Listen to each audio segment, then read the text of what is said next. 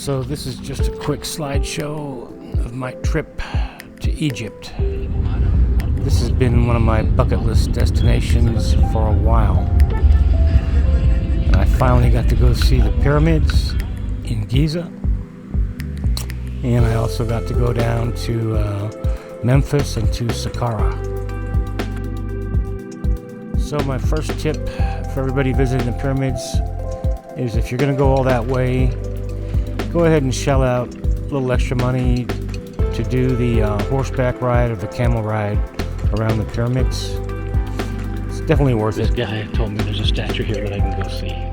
He's going to want a tip afterwards.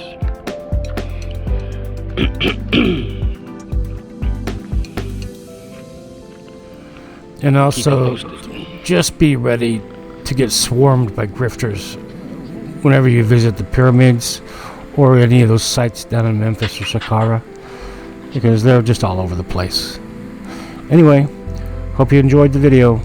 If you enjoyed it, please like, subscribe, and share it. Thanks for watching. See ya. Bye.